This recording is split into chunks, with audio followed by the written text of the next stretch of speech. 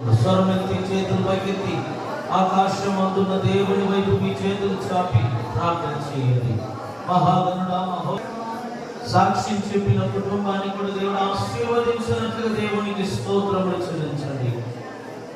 ఇదిగో రానున్న వారంలో మన సంఘ యవనస్తుడైన స్టెఫన్ ఎగ్జామ్ రాయబోతున్నాడు. ఆయన మధురైలో చదువుతున్నాడు. ఆ ఎగ్జామ్ అంతట్లో దేవుడు ఆవిడకు తోడుగా ఉండి నడిపించినట్లుగా చేతులెత్తి స్తోత్రం చెప్పండి అందరూ కలిసి.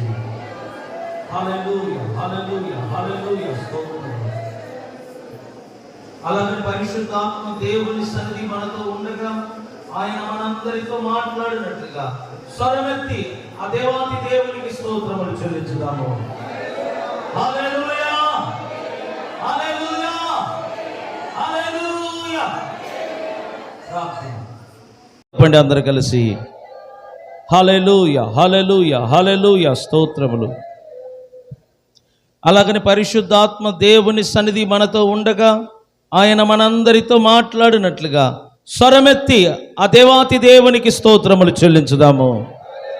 హల్లెలూయా, హల్లెలూయా, హల్లెలూయా. ప్రార్థన. పరిశుద్ధుడానికి వందనాలు, స్తోత్రములు. ఈ విధంగా నీ పాద సన్నిధిలో మమ్మలను చేర్చి నిన్ను స్తుతింప చేసినందుకు నీకు వందనాలు. సాక్ష్యం చెప్పిన ప్రతి బిడ్డలను మీరు ఆశీర్వదించినందుకు స్తోత్రములు. నీ మాటల కొరకు ఇక్కడ మేము వచ్చి ఉన్నాము గనుక ప్రతి బిడ్డలతో మీరు మాట్లాడమని ప్రభువైన యేసుక్రీస్తు నామమున ప్రార్థన ద్వారా అడిగి వేడుకుంటున్నాము పరమ తండ్రి, ఆమేన్. చేతుల పైకెత్తి స్తోత్రం చెప్దామా? హల్లెలూయా. మంచిది సంగమా, కూర్చోండి.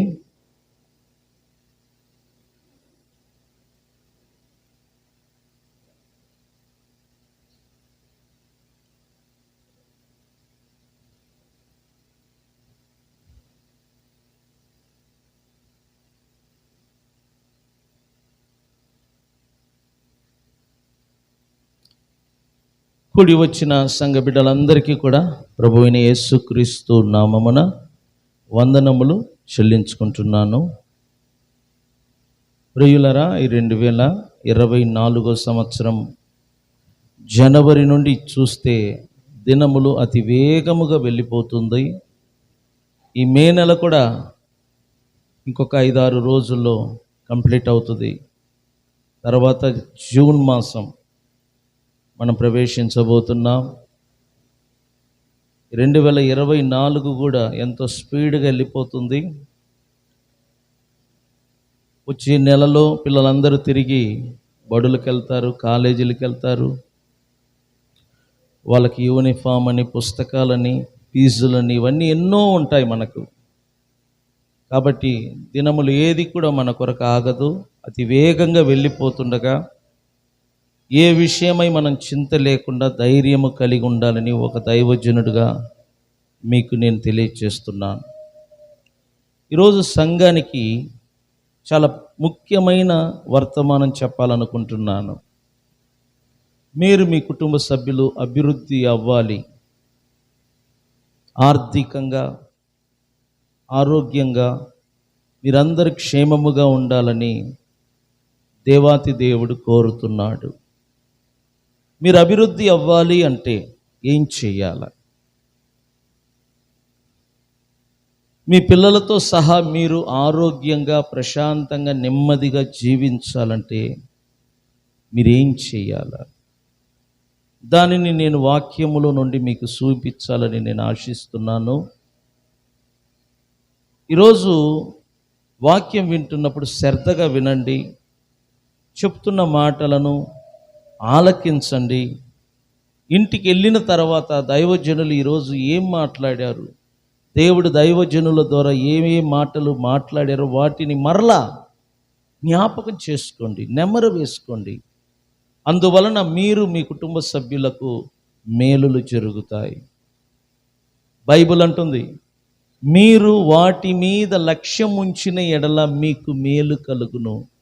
వాటి మీద అనగా దేవుని వాక్యం మీద మీరు లక్ష్యం ఉంచిన ఎడల మీకు ఏం కలుగును అంట?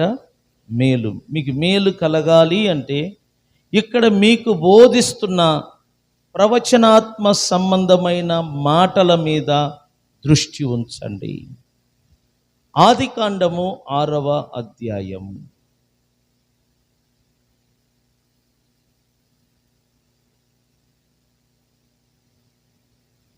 ఆదికాండము 6వ అధ్యాయము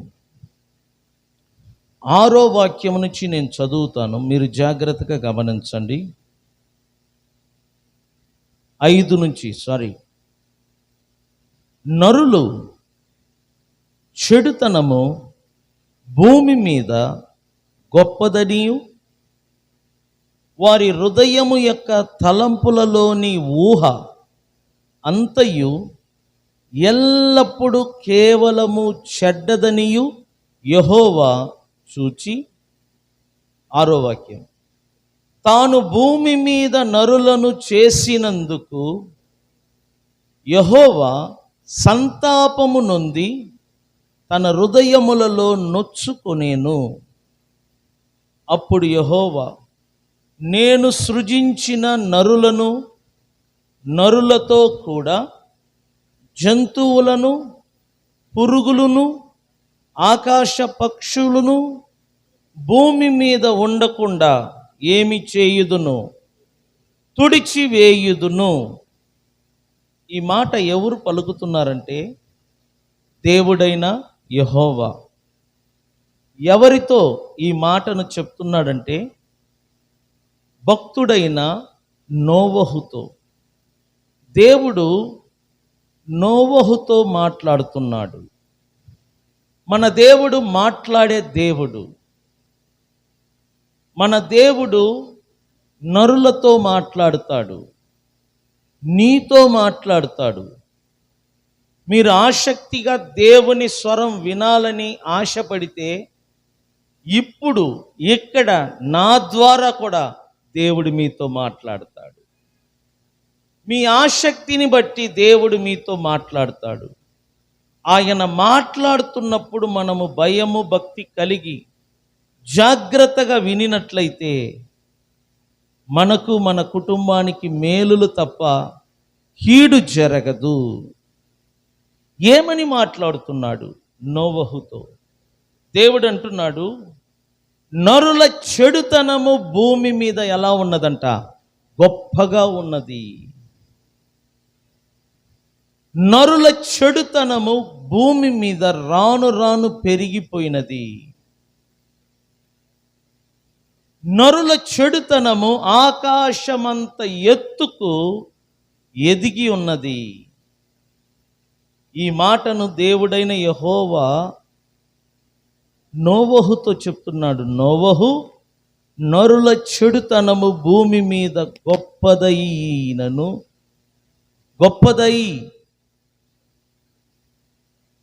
వారి హృదయము యొక్క తలంపులు, ఊహ.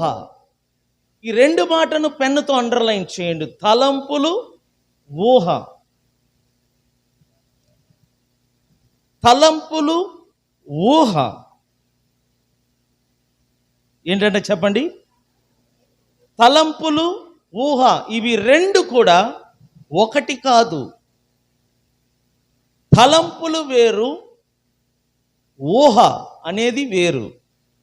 కానీ ఇవి 2 జన్మించే స్థలము హృదయము. తెలుగులో పాత నిబంధన గ్రంథములో చూస్తే హృదయము అనే పదము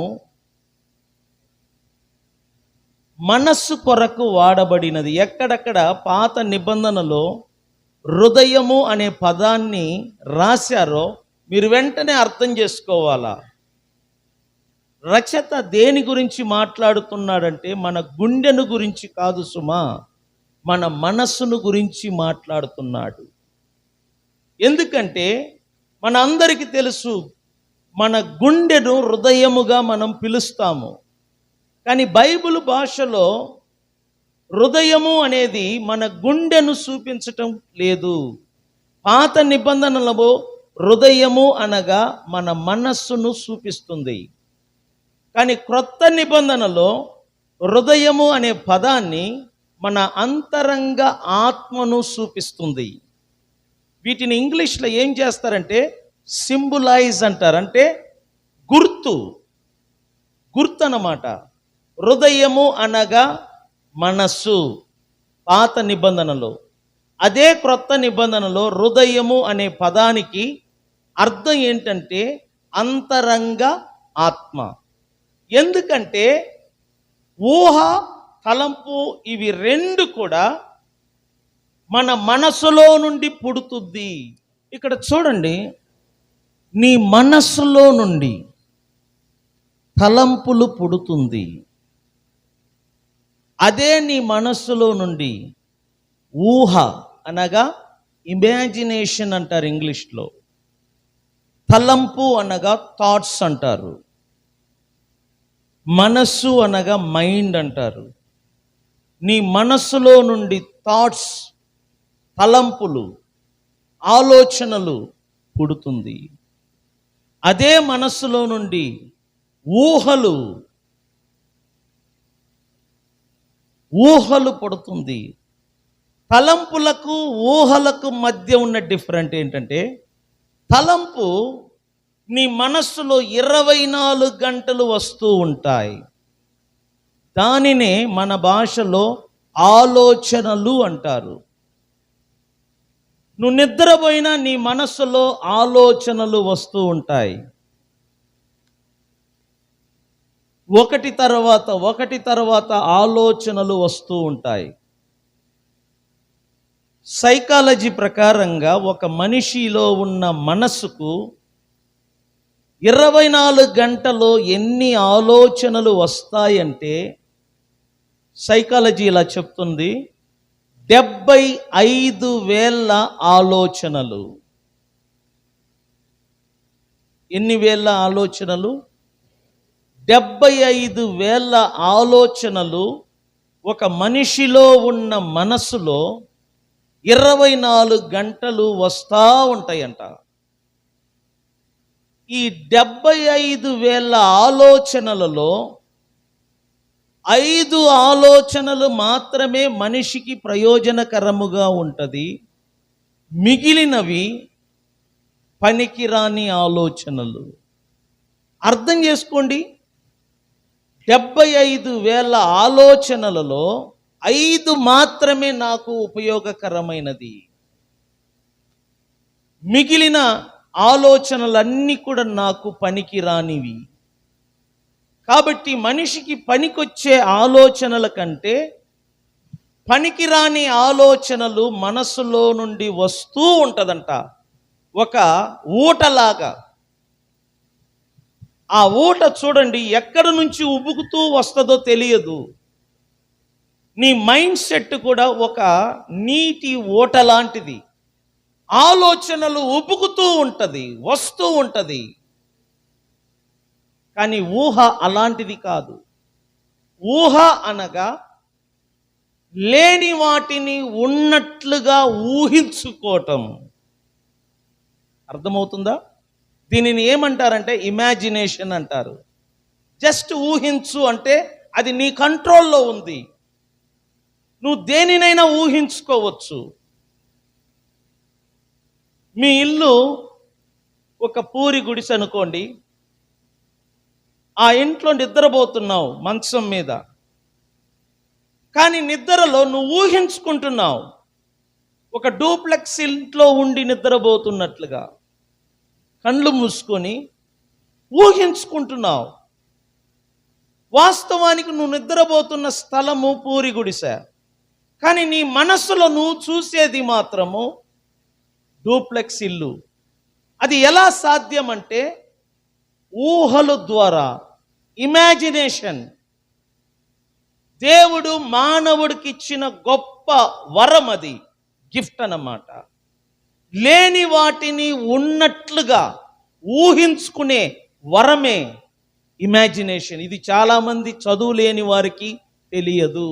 అందుకే చదువు లేని వారు అందరూ బీద స్థితిలో ఉంటారు. గ్రామములో ఉన్న వాళ్ళందరూ బీద స్థితిలో ఉంటారు. ఎందుకంటే ఆలోచించటం తెలుసు కానీ ఊహించుకోవటం తెలియదు. గ్రామంలో ఉన్న ప్రజలందరూ కూడా ఎలా ఊహించుకుంటారంటే దరిద్రాన్ని ఊహించుకుంటారు, అనారోగ్యాన్ని ఊహించుకుంటారు, కుటుంబంలో గొడవలు జరుగుతున్నట్టుగా ఊహించుకుంటారు. నేను ఎక్కువ కాలము బ్రతకను, వారికి వారే ఊహించుకుంటారు. పిల్లలతో చెప్తారు, నేను బ్రతకను, నేను చనిపోతాను. ఎందుకంటే ఊహించుకోవటం, జస్ట్ వారు ఇమాజిన్ చేస్తారు. ఊహ అనేది దేవుడు మానవుడికి ఇచ్చిన ఒక వరము. ఆలోచన అనేది దేవుడు మానవుడికి ఇచ్చిన మరొక వరము. ఈ రెండిటిని మనం సరిగా వాడుకోకపోతే జీవితంలో మనం ఎదగలేము. ఈ రెండు కూడా మనస్సులో నుండి పుడుతుంది. నీ మైండ్ సెట్లో నుండి ఆలోచనలు పుడుతుంది, నీ మైండ్ సెట్లో నుండి ఊహలు పుడుతుంది. ఈ రెండిటిని గురించి మీరు తెలుసుకోకపోతే మీ జీవితం పతనం అవుతుంది. అందుకొరకే దేవుడు ఈరోజు మీకు మీ హృదయమును గూర్చి, మీ హృదయములో నుండి వస్తున్న తలంపులను గూర్చి, మీ హృదయములో నుండి వస్తున్న ఊహలను గూర్చి దేవుడు మాట్లాడబోతున్నాడు. చేతులు పైకెత్తి గట్టిగా స్తోత్రం చెప్దామా? స్తోత్రం చెప్పండి. ఇప్పుడు ఆ వాక్యమును మరలా చదువుదాం.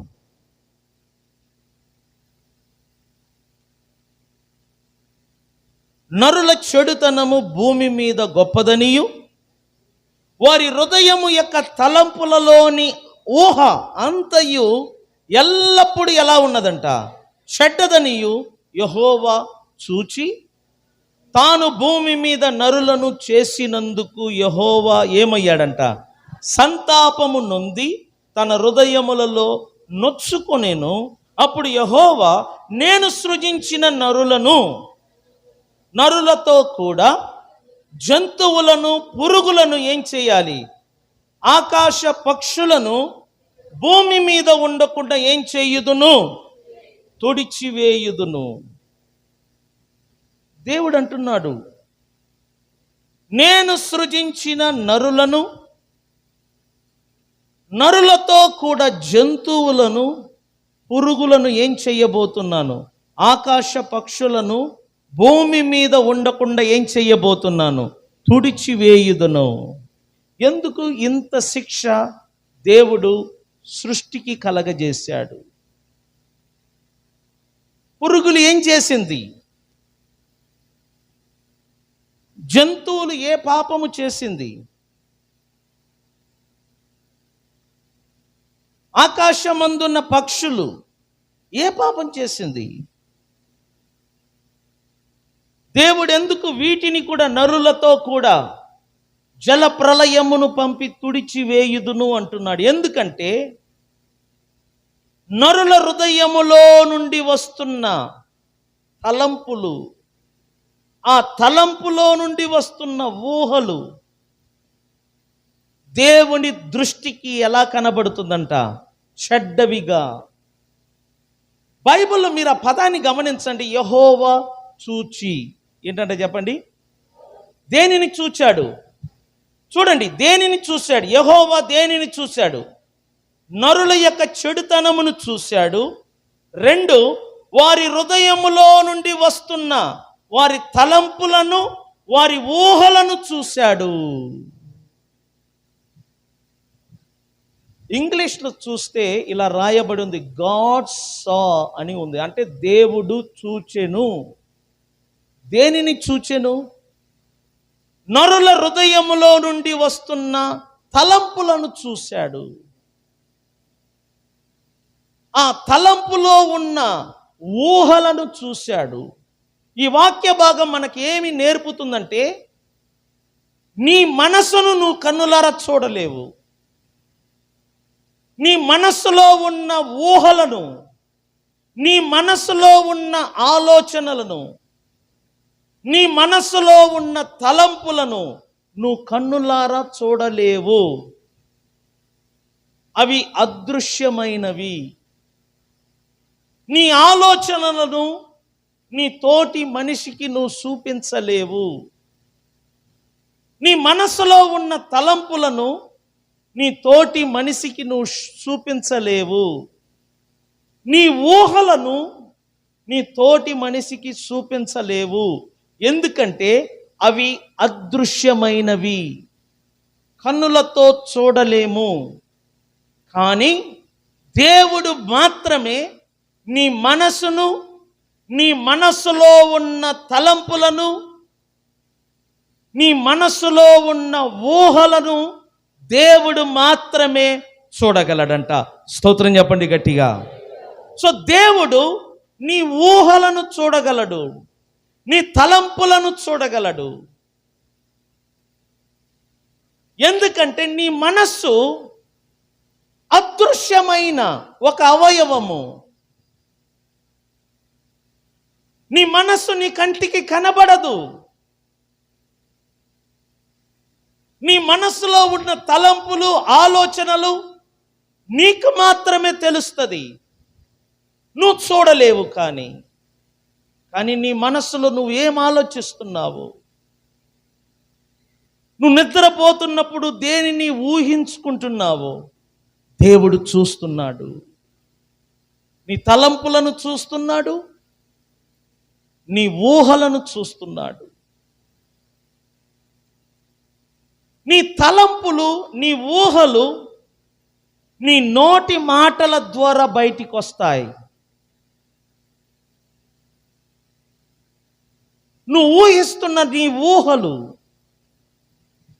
నీ తలంపులు నీ నోటి మాటల ద్వారా బయటికి వస్తాయి. ఎందుకంటే హృదయము నిండి ఉండగా నోరు మాట్లాడును అని ప్రభువు చెప్పాడు. మాటలు కూడా ఎక్కడ నుండి వస్తాయంటే నీ హృదయములో నుండి బయటికి వస్తాయి. ఎలా వస్తాయి? నీ ఆలోచనల ద్వారా. నువ్వు మాట్లాడుతున్న ప్రతి మాట నీ మనసులో పుట్టే ఆలోచనలు. నేను మరలా చెప్తున్నాను, నేను గొప్ప సంగతులు చెప్తున్నాను. మీరు జాగ్రత్తగా వినకపోతే చాలా నష్టపోతారు. నువ్వు మాట్లాడుతున్న ప్రతి మాట నీ మనసులో పుడుతుంది ఆలోచనలుగా. ఫస్ట్ ఆలోచనలుగా పుడుతుంది. ఆ ఆలోచనలే నీ నోటి మాటల ద్వారా ఎదుటి వారికి వినిపింపచేస్తున్నావు. నాకు ఒక ఆలోచన కలిగింది, VBS పెట్టాలి అని. సోమవారం నుండి శుక్రవారం వరకు. ఫస్ట్ ఎక్కడ కలిగింది? ఇక్కడ కలిగింది. ఈ ఆలోచనలను పబ్లిక్లో నోటి మాటల ద్వారా నేను తెలియచేశాను. మీకు నేను తెలియచేశాను నోటి మాటల ద్వారా. కానీ ఆ మాటలు ఎక్కడ పుట్టింది అంటే నా మనస్సులో ఆలోచనలుగా పుట్టినది. మనం మాట్లాడుతున్న ప్రతి మాటలు మనస్సులో పుడుతుంది ఆలోచనలుగా. నీ ఆలోచనలే నువ్వు మాట్లాడుతున్న మాటలు. అందుకే పెద్దలు అంటారు, మాట్లాడుతున్నప్పుడు జాగ్రత్తగా ఆలోచన చేసి మాట్లాడు. ఎందుకంటే ప్రతి మాట ఆలోచనల ద్వారానే మనం ఏం చేస్తున్నాం? మాట్లాడుతున్నాం. దేవుడు నీ ఆలోచనలను, నీ తలంపులను చూస్తున్నాడు, నీ ఊహలను చూస్తున్నాడు. అందుకే ప్రతిరోజు మీ మైండ్లో ఉన్న ఆలోచనలు ఏంటో మీరు కనిపెట్టి మీ ఆలోచనలను కంట్రోల్ చేసుకోకపోతే మీ జీవితం, మీ కుటుంబం నాశనం అవుతుంది. మహానుభావులు ఇలా చెప్తారు, తన మనసును అదుపు చేసుకోగలిగిన వాడంట ఈ ప్రపంచాన్ని ఏలుబడి చేస్తాడంట. దేనిని అదుపు? ఇంగ్లీష్లో కంట్రోల్ అన్నమాట. ఎవరు తన మనసును కంట్రోల్లో ఉంచుకుంటాడో వాడు ఈ ప్రపంచాన్ని కంట్రోల్ చేయగలడు. అంటే నీ ఆలోచనలను నువ్వు కంట్రోల్ చేయగలిగితే నీ నోటి మాటలను నువ్వు కంట్రోల్ చేయగలవు. ఈ రెండిటిని నువ్వు కంట్రోల్ చేయగలిగితే ఈ ప్రపంచాన్ని నువ్వు ఏలుబడి చేయగలవు. చేతుల పైకెత్తి స్తోత్రం చెప్పండి. ఇక్కడ చూడండి, అర్థం చేసుకోండి. దేవుడు ఈ ప్రపంచం మొత్తాన్ని జలప్రలయము ద్వారా నాశనం చెయ్యబోతున్నాడు. జలప్రలయము ద్వారా ఈ సృష్టిని పాడు చేయబోతున్నాడు. జల ప్రళయము ద్వారా ఈ సృష్టి మీద ఉన్న జంతువులను, మనుషులను నాశనం చేయబోతున్నాడు. ఎందుకు? నరుల యొక్క చెడుతనము. నరుల యొక్క చెడుతనము.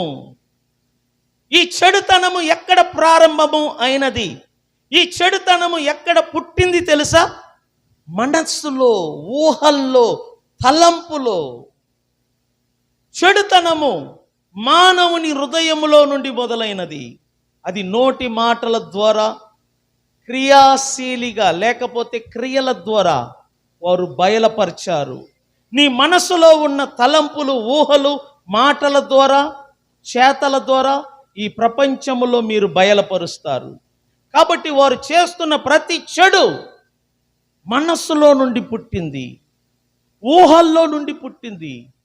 దీనినే యేసు ప్రభు ఈ ప్రపంచములో ఉన్నప్పుడు మార్కు సువార్త 7వ అధ్యాయము 21, 22లో చూస్తే ప్రతి చెడు కార్యములు ఏంటంటే చెప్పండి, ప్రతి చెడు కార్యములు, ప్రతి దురాలోచనలు లోపల నుండి బయటికి వస్తుందంట. ఎక్కడ నుండి? మాట్లాడండి, ఎక్కడ నుండి? ప్రతి దురాలోచనలు లోపల నుండి, అంటే నీ మనస్సులో నుండి. ఆలోచనల ద్వారా, నోటి మాటల ద్వారా, నువ్వు చేస్తున్న పనుల ద్వారా ఈ ప్రపంచములో కనబడుతుంది. సో దేవుడు నీ మనస్సులో నుండి వస్తున్న దురాలోచనలను చూస్తున్నాడు. నీ మనస్సులో నుండి వస్తున్న దుష్ట తలంపులను చూస్తున్నాడు. నీ మనస్సులో నుండి వస్తున్న చెడు ఊహలను చూస్తున్నాడు. దానిని బట్టి దేవుడు నీ కుటుంబాన్ని శపించటమో ఆశీర్వదించటమో, ఈ ప్రపంచాన్ని శపించటమో ఆశీర్వదించటమో జరుగుతుంది. దేవుడు నోవహు కాలములో సృష్టి మొత్తాన్ని జలప్రళయము ద్వారా నాశనము చేయుటకు కారణం మనిషి మనసులో నుండి పుట్టిన ఊహలు, తలంపులు. క్లియర్గా బైబిల్లో రాయబడి ఉన్నది. వారి చిన్ననాటి నుండి వారి ఊహలంతా, వారి తలంపంతా కేవలం ఎలా ఉన్నదంట? చెడ్డవై. యెహోవా దానిని చూచి ప్రపంచాన్ని నాశనం చేశాడు. నేను సీరియస్గా మాట్లాడుతున్నాను. ఇప్పుడు నీ మైండ్లో చెడు ఆలోచనలు ఉంటే, నీ మైండ్లో చెడు ఊహలు ఉంటే, దేవుడు నిన్ను, నీ కుటుంబాన్ని ఆశీర్వదించడు. నువ్వు బయటికి మంచి వ్యక్తిగా కనబడవచ్చు, నువ్వు బయటికి భక్తిపరుడుగా, భక్తిపరురాలుగా కనబడవచ్చు. బైబిల్ అంటుంది, యెహోవా పై రూపమును లక్ష్య పెట్టువాడు కాదు. దేనిని లక్ష్య పెడతాడంట? అంతరంగమును, ఇన్నర్ అన్నమాట. అంటే నీ లోపల భాగము, అంటే నీ ఆలోచనలు, అంటే నీ ఊహలు, అంటే నీ తలంపులు, వాటి మీద దేవుడు దృష్టి పెడుతున్నాడు. వాటిని బట్టే నిన్ను, నీ కుటుంబాన్ని ఆశీర్వదించటమో లేక నాశనము చేయటము. నీ భవిష్యత్ ఏంటో నువ్వు ఎలా తెలుసుకుంటావు? ఇప్పుడు నీ మనసులో ఉన్న తలంపులను బట్టి, ఊహలను బట్టి. ఇప్పుడు నీ మైండ్ సెట్లో చెడు ఉంటే నీకు మంచి భవిష్యత్తు ఉండదు. ఇప్పుడు నీ మనసులో చెడు ఉంటే నీకు మంచి మరణము రాదు. ఇప్పుడు నీ మనసులో చెడు ఉంటే నీ పిల్లలు నిన్ను మంచిగా చూడరు. అందుకే పౌలు అన్నాడు, మనస్సు మారి ఏమవ్వాలంట? నూతన పరచబడాలి. స్తోత్రం చెప్తామా? Mind set మారాలా?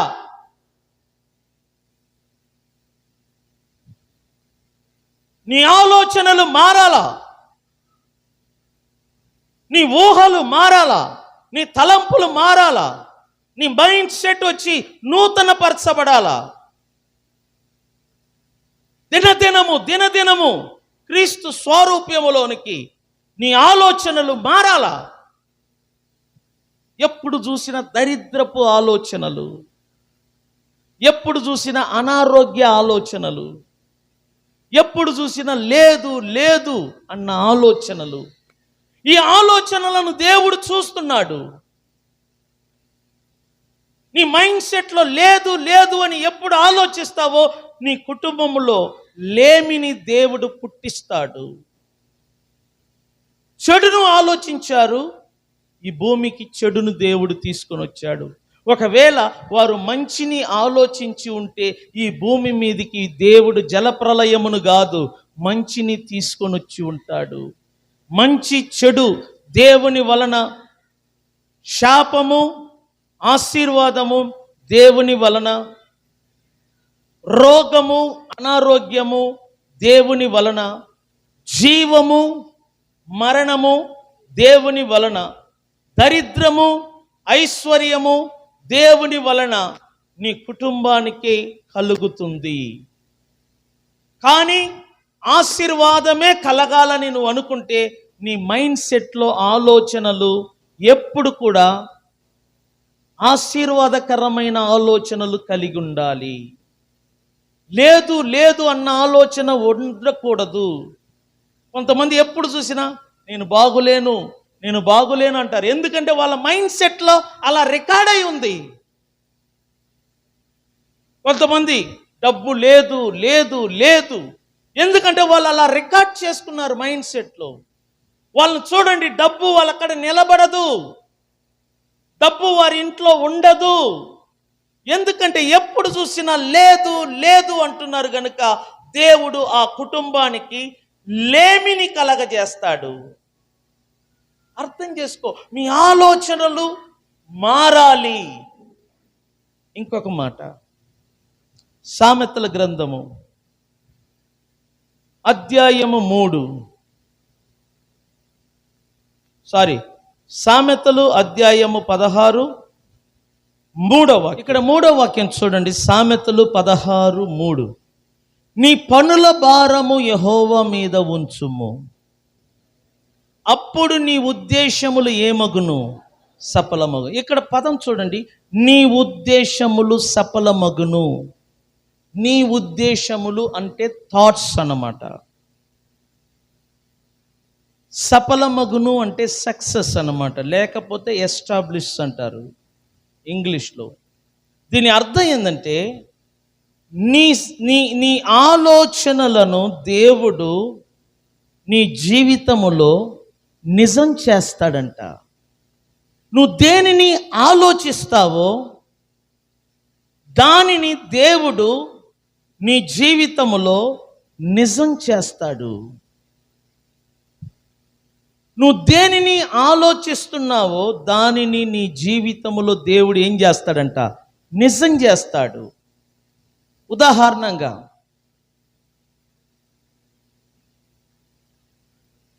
ఇక్కడ ఎవరైనా గర్భముతో ఉన్నారో నాకు తెలియదు, ఉంటే నీ ఆలోచనలో నీకు మగబిడ్డ పుడుతున్నట్టుగా నువ్వు ఆలోచిస్తూ ఉండు. మగపిల్లోడికి ఏ ఏ అవయవాలు ఉన్నాయి నీకు తెలుసు కాబట్టి నీ ఆలోచనలో ఆ అవయవాలను చూస్తూ ఉండు. ఆ బిడ్డను ఎత్తుకున్నట్లుగా ముద్దులాడుతున్నట్లుగా నీ మనసులో ఆలోచిస్తూ ఊహిస్తూ ఉండు. దేవుడు నీ మనసును చూస్తాడు, నీ ఆలోచనలను చూస్తాడు. నీ ఆలోచనలో నువ్వు మగబిడ్డ పుట్టినట్లుగా, మగబిడ్డను ఎత్తుకున్నట్లుగా, మగబిడ్డను ముద్దాడుతున్నట్లుగా నువ్వు ఆలోచిస్తున్నావు గనుక దేవుడంట నీ ఆలోచనలను నీ జీవితములో నిజం చేస్తాడంట. స్తోత్రం చెప్పండి.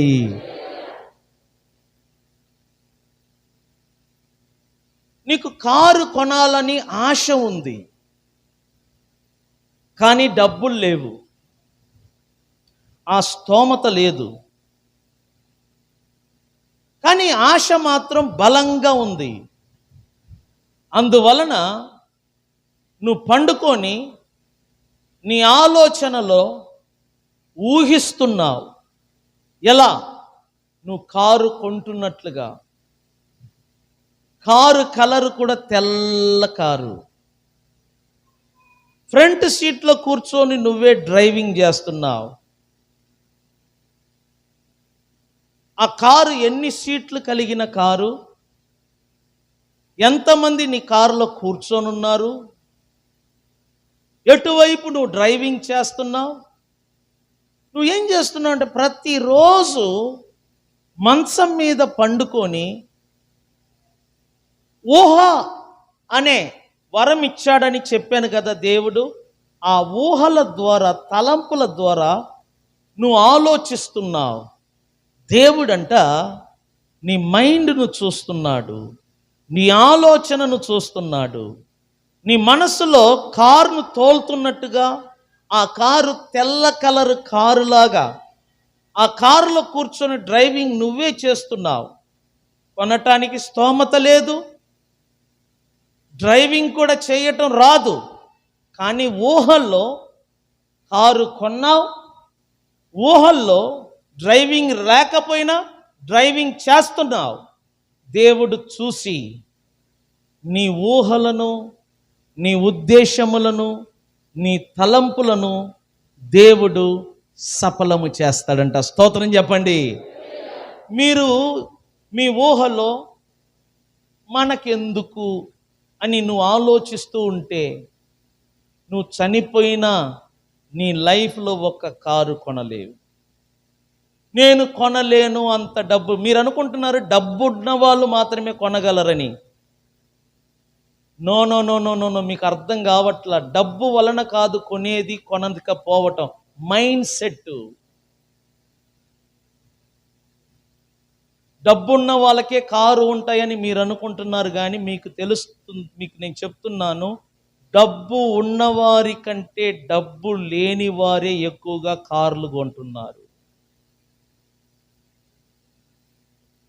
డబ్బు ఉన్న వాళ్ళైనా తక్కువ రక కారును కొంటున్నారు, కానీ డబ్బు లేని వారు ఎక్కువ ఖరీదైన కార్లు కొంటున్నారు. ఎందుకంటే ఊహల ద్వారా, తలంపుల ద్వారా వారు సమయమును గడుపుతున్నప్పుడు దేవుడు వారి తలంపులను, వారి ఊహలను చూచి వారి తలంపులను దేవుడు వారికి నిజం చేస్తున్నాడు. కుమారి చెప్పింది కదా, మా పని కొరకు వచ్చినప్పుడు అన్నయ్య కారు యాక్సిడెంట్ అయింది. వారు ఎంతో బాధపడ్డారు. నేను మాత్రం వారికి ధైర్యం చెప్పాను. ఎందుకంటే నాకు తెలిసింది ఒకటి చెడు జరుగుతుందంటే దాని వెనకాల దానికంటే గొప్ప మేలు జరగబోతుంది. ఇది నేను నమ్ముతాను. ఎందుకంటే బైబిల్ చెప్తుంది, దేవుణ్ణి ప్రేమించు వారందరికీ మేలు కలుగుటకై, చెప్పండి, సమస్తము. అందులో యాక్సిడెంట్ కూడా ఉంది. ఏంటంటే చెప్పండి, ఈ యాక్సిడెంట్ నాకు మేలు కలుగుటకై జరిగింది. స్తోత్రం చెప్పండి. ఇది ఎప్పుడు యాక్సిడెంట్ జరిగిందో ఇద్దరు వ్యక్తులలో ఆలోచన కలిగింది. ఒకటి సురేషు, రెండు చింటూ. ఈ ఊహ, ఈ తలంపులు, ఈ ఆలోచనలు వారిద్దరిలో పుట్టింది. సురేష్కి చెప్పాను యాక్సిడెంట్ జరిగిందని, మార్చేద్దాం అన్నాడు. దేనిని అన్నాను, కార్ని. నీకు వేరే పని లేదన్నాను. ఏం కాదన్నా మార్చేద్దాం, సింపుల్గా అనేసాడు. ఇక నేను ఊరుకుండకుండా ఆదివారం రోజు ధైర్యంగా ప్రకటించాను. ఆ మాటలు విత్తనములాగా చింటూ మైండ్లో పడ్డది. ఇంకా చింటూ ఆలోచనలు మారిపోయింది. White colour car, ZXI plus, top end, వీళ్ళిద్దరికి ఇదే పని యూట్యూబ్లో చూడటం. ఎందుకంటే మైండ్లో ఆలోచనలు, ఊహలు స్టార్ట్ అయినది నెల కూడా కాలేదు, ఆ కారు మన ముందు వచ్చి నిలబడ్డది. స్తోత్రం చెబుతామా గట్టిగా? మీరు అనుకుంటున్నారు డబ్బులు ఉందని. నా లైఫ్లో డబ్బులు లేకుండానే పని చేశాను. డబ్బులు పెట్టుకొని ఎప్పుడు నేను పని చేయలేదు. డబ్బు లేకుండానే పని చేశాను. డబ్బు లేదు, కానీ ఊహల్లో పని చేస్తూ ఉంటాను. నిన్న జరిగిన ఫంక్షన్కి నా ఆలోచనలో ఒకటి ఉంది. ఏంటంటే ఇక్కడ పాఠాలు చెప్పిన టీచర్కి గిఫ్ట్ ఇవ్వాలి. నేను మైండ్లో ఆలోచిస్తున్నాను. ఈ ఆలోచనను సురేష్కు పంచుకున్నాను, ఇంట్లో వారికి పంచుకున్నాను, కానీ నా దగ్గర డబ్బులు లేదు. ఆలోచన ఉంది కానీ డబ్బులు లేవు. ఊహిస్తున్నాను గిఫ్ట్ ఇస్తున్నట్లుగా, కానీ డబ్బులు లేదు. పిల్లలందరికీ ప్రైజ్ ఇద్దామన్నారు. అన్నారు అందరూ. ఒకరికిద్దరికైతే ఓకే, అందరికంటే డబ్బులు ఎక్కడి నుంచి వస్తుంది? నా ఆలోచన. డబ్బులు లేకపోయినా నేను ఆలోచిస్తున్నాను అందరికీ ప్రైజ్ ఇవ్వాలి. నేను ఎప్పుడు కూడా డబ్బులు ఉందని ఆలోచన చెయ్యను, డబ్బులు ఉండి ఆలోచించను. డబ్బులు లేకుండా ఈ పనులన్నీ చెయ్యాలని ఆలోచిస్తాను. డబ్బున్నోడైనా భయపడతాడు, నేను భయపడను. ఎందుకంటే సీక్రెట్ తెలుసుకున్నాను. నేను ఏది ఆలోచిస్తానో, నేను ఏది ఊహిస్తానో దానిని దేవుడు నాకు నిజం చేస్తాడు. స్తోత్రం చెప్దామా? ఇది నేర్చుకున్నాను. ఈ విషయాన్ని ఎవరితోనైనా పంచుకుందామంటే సురేష్తో పంచుకున్నాను, ఇంటిలో ఉన్న వారితో పంచుకున్నాను. సడన్గా నాగమణితో పంచుకున్నాను ఈ మాటను. ఎందుకంటే ఆమె ఆ రోజు నాకు అందుబాటులో ఉంది. ఫోన్ చేశాను, అమ్మ నేను ఇట్లా అనుకుంటున్నాను రా, నీకు వీలైతే స్త్రీలతో మాట్లాడు. ఏంటయ్యా? ఆమెకి ఏదైనా గిఫ్ట్ పెడదాం అనుకుంటున్నాను, అట్లీస్ట్ ఒక చీర తీసిస్తే బాగుంటుంది. ఎందుకంటే ఉద్యోగస్తురాలు మన కోసం 5 రోజులు వచ్చి పని చేసింది. దీనికోసం అందరిని అడగాల్సిన పని ఏంటయ్యా? నేనే తీసిస్తాను అంది. స్తోత్రం చెప్దామా? 1500 రూపాయలు అయితే సరిపోతుందా అన్నది. అస్సలు గుండె మహా ఆనందపడ్డది ఆ ఒక్క మాటకి. నేనన్నాను, అలాగైతే మీరు కూడా మాతో రండి, విజయనపేటకి వెళ్ళి మంచి చీర తీసుకుందాం. ఎందుకంటే ఆమె టార్గెట్ 1500, కానీ మాకు నచ్చాలి. అది బహుశా 2000 ఉండొచ్చు, 3000 ఉండొచ్చు. ఒకవేళ ఆమె 1500 ఇస్తే ఎక్స్ట్రా డబ్బు మేమైనా వేసుకోవచ్చు అని ఆమెను పిలిస్తే సరే అన్నది. కానీ ఉదయం వచ్చింది, మేము రావట్లేదయ్యా అన్నది. ఆమె ఇంకొక ఆలోచన చెప్పింది, అయ్యా మన్నా కూడా ఈ వారమంతా ఇక్కడ పని చేశారు కదా, ఆయన కూడా గిఫ్ట్ ఇస్తే బాగుంటుంది కదా. ఆల్రెడీ నాకు మైండ్లో ఆలోచన ఉంది మన్నా కూడా ఇవ్వాలి అని, కానీ ఏమీ లేదు నా దగ్గర. చెప్పండి, ఏమీ లేదు, డబ్బులు లేవు. ఈ టీచర్ అయితే బయట మనిషి కాబట్టి అందరు ఇవ్వటానికి ఇష్టపడతారు. మన్నా అంటే నా బామర్ది కాబట్టి కొంచెం వెనకాడతారని బయట పెట్టాల. కానీ నా మైండ్లో ఉన్న ఆలోచనను ఆమె బయట పెట్టింది. ఇప్పుడు ఆమె ఏమంటుందంటే, మా అబ్బాయి మణిబాబు 2000 రూపాయలు ఫోన్పే చేస్తాడు. ఆ అబ్బాయి పంపిన 2000 తీసుకొని వెళ్ళి ఎక్స్ట్రా డబ్బులు వేసి ఇద్దరికి, అనగా పాస్టర్ మన్నా గారికి, షారోన్ సిస్టర్ గారికి, ఇద్దరికి గిఫ్ట్ తీసుకొని వచ్చాం. సురేష్తో నేను చెప్పాను, నా ఆలోచన నెరవేరింది. స్తోత్రం చెప్దామా? ఇంకొక ఆలోచన ఉంది, పిల్లలందరికీ గిఫ్ట్ ఇవ్వాలా. ఈ ఆలోచన ఎలా నెరవేరింది? ఒకరోజు రామకృష్ణ మాతోనే సమయం గడిపాడు. ఆలోచన వస్తుంది అడుగు అని. ఏమనుకుంటాడో అన్న భయం. అడిగిన వెంటనే కాదు అనకుండా మీకు ఎంత కావాలనో ఎక్కడ కావాలనో తీసుకొని చెప్పండి అన్న అంటే ఆ ఆలోచన కూడా దేవుడు నెరవేర్చాడు. దేవుని బిడ్డలారా, నేను జోక్ అంటలేదు, నేను నేర్చుకున్న సీక్రెట్ చెప్తున్నాను. డబ్బు లేదు అని మాత్రం నువ్వు మాట్లాడవద్దు దయచేసి. డబ్బు పెట్టుకొని నేను ఎప్పుడు పని చేయలేదు.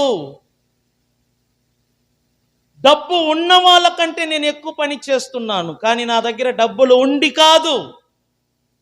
దేవుని పాఠములు నాకు నేర్పించాడు. ఏంటంటే ఊహలు, ఆలోచనలు ద్వారా దేవుడు మన కలను నిజం చేస్తాడంట. స్తోత్రం చెప్పండి. ఈరోజు నువ్వు ఏది ఊహిస్తావో అది రేపు నీకు నిజమవుతుంది. ఈరోజు నేను ఆలోచిస్తున్నాను, ఈరోజు నేను ఊహిస్తున్నాను, ఈ హాలు మొత్తము ఏసీ ఉండాలని. దానిని దేవుడు చెయ్యబోతున్నాడు. నమ్మిన వారు చప్పట్ల ద్వారా దేవునికి స్తోత్రం చెప్పండి. ఎందుకంటే నేను ఆలోచించింది జరిగింది, నేను ఊహించింది జరిగింది. చింటూ ఆలోచించింది జరిగింది, చింటూ సురేషు ఊహించింది జరిగింది. మీ ఊహలు, మీ ఆలోచనలను బట్టే దేవుడు కార్యం చేస్తాడు. దయచేసి డబ్బు లేదు, మా కుటుంబ పరిస్థితి బాగులేదు, మా ఇంటి పరిస్థితి బాగులేదు అని మాట్లాడవద్దు, అని ఆలోచన చెయ్యవద్దు. డేరు ఉండాలా, ధైర్యం ఉండాలా. ఎందుకంటే బైబిల్ అంటుంది, నీ ఉద్దేశములను దేవుడు ఏం చేస్తాడంట, నీ ఆలోచనలను దేవుడు ఏం చేస్తాడంట, సఫలము చేయును. నెక్స్ట్ ఎఫెసీకి రాసిన పత్రిక 3వ అధ్యాయము 20. నేను ముగించబోతున్నాను, స్పీడ్గా చదవండి. ఎఫెసీలకు రాసిన పత్రిక అధ్యాయం 3:20. మనలో కార్యసాధకమైన, ఏంటంట ఈ మాట బహువచనం, మనం అంటే బహువచనం కదా. అందరు కలిసి చదువుదామా గట్టిగా. మనలో కార్యసాధకమైన తన శక్తి. ఈ మాట చెప్పండి, ఎవరిలో? చెప్పండి, ఎవరిలో?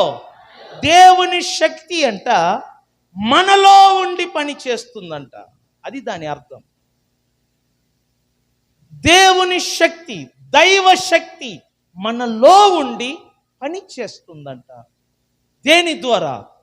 నీ ఊహల ద్వారా, నీ నోటి మాటల ద్వారా.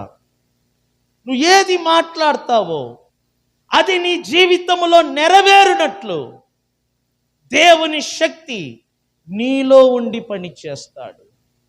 నీ ఊహలు, నీ తలంపులు నెరవేరునట్లు దైవ శక్తి నీలో ఉండి పని చేస్తాడు. అందుకే నేను చెప్తున్నాను, నీ నోటి మాటలు జాగ్రత్త. నువ్వు ఊహిస్తున్న ఊహలు, ఆలోచిస్తున్న ఆలోచనలు జాగ్రత్త. ఎందుకంటే నీ ఊహలు నీకు నిజమవుతుంది, నీ ఆలోచనలే నీకు నిజమవుతుంది, నీ నోటి మాటలే నీకు నిజమవుతుందంట. ఎందుకంటే నీ నోటి మాటలు నెరవేరునట్లుగా, నీ ఆలోచనలు నెరవేరునట్లుగా, నీ ఊహలు నెరవేరునట్లుగా దేవుని శక్తి నీలో నుండి పని చేస్తుంది. నేను ఇల్లు కడతాను అని నువ్వు పలికితే నువ్వు గ్యారంటీగా కడతావు. ఆ అవకాశం వస్తుంది. దానికి సపోర్ట్ చేసే వాళ్ళు వస్తారు, దానికి డబ్బులు ఇచ్చే వాళ్ళు వస్తారు. నా మైండ్లో ఆలోచించాను, పగలపూట పిల్లలకు భోజనం పెట్టాలి, సాయంత్రం పూట పిల్లలకు స్నాక్స్ పెట్టాలి, ఎలా అని నేను ఆలోచించాను. కానీ దేవుడు తన బిడ్డల ద్వారా నెరవేర్చాడు. చప్పట్ల ద్వారా స్తోత్రం చెప్పండి ఆయనకి గట్టిగా. నేను అనుకున్న దానికంటే, నేను ఊహించిన దానికంటే, నేను మాట్లాడిన మాటల కంటే ఎక్కువగా దేవుడు పని చేశాడు. 2 చేతులు పైకెత్తి గట్టిగా స్తోత్రం చెప్దామా? నేను అంటున్నాను, 3000 మంది వస్తారు. ఎలా? దేవుని శక్తి ద్వారా 3000 మంది ఇక్కడ హాజరవుతారు. ఖచ్చితంగా జరుగుతుంది. దాని టైం, దాని సమయం వచ్చినప్పుడు దేవుడు ఇక్కడ నెరవేరునట్లుగా ఆయన పని చేస్తాడు. ఒక వాగ్దానం ఉంది, చదివి ముగిస్తాను. యెషయా గ్రంథం 60వ అధ్యాయం ఆఖరి 3 మాటలు చదవండి. వారిలో ఒంటరి అయిన వాడు, చెప్పండి చెప్పండి చెప్పండి చెప్పండి చెప్పండి చెప్పండి చెప్పండి చెప్పండి గట్టిగా, ఏంటంట? వారిలో ఒంటరి అయిన వాడు ఏమవుతాడంట? నేను చెప్తున్నాను, నేను 1000 మందితో సమానం. నేను అలా ఆలోచిస్తాను.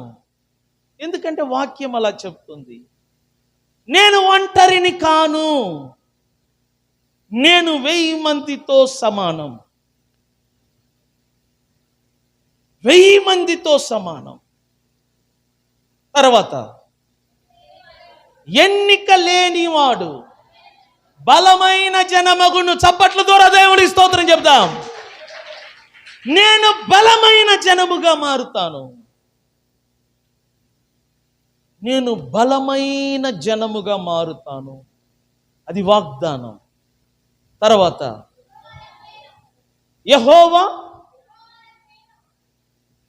యెహోవా అను నేను. చూడండి, దేవుడంట ఏలాపాలా లేచి పని చేసేవాడు కాదు. ప్రతి దానికి క్రమశిక్షణ ఉంటుంది, డిసిప్లిన్ అన్నమాట. తగిన కాలమున ఈ కార్యములన్నీ నెరవేరునట్లుగా ఏం చేస్తాడంట దేవుడు?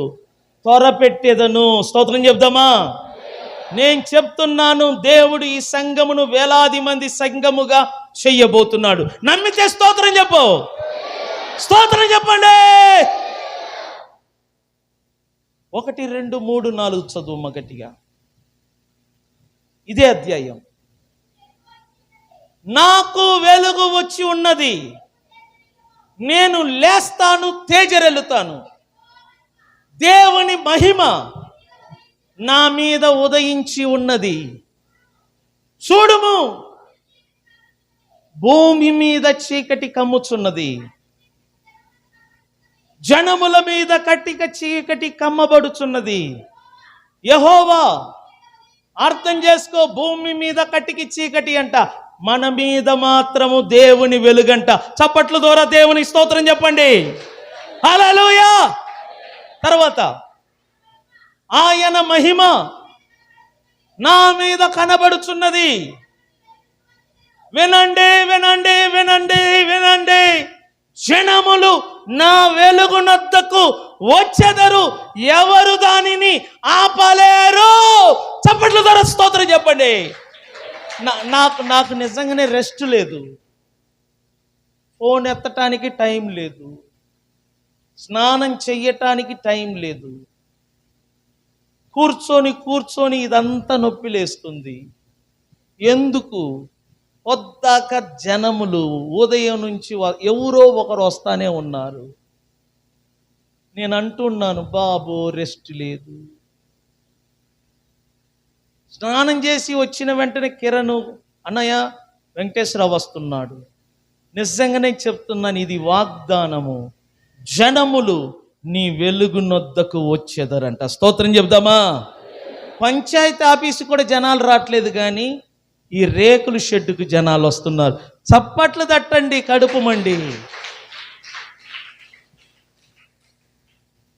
మీరు నమ్మరు, నా ప్యాంటు జారిపోతుంది. ఎందుకు అంటే నా సీటు కరిగిపోయింది. ఎందుకంటే కూర్చొని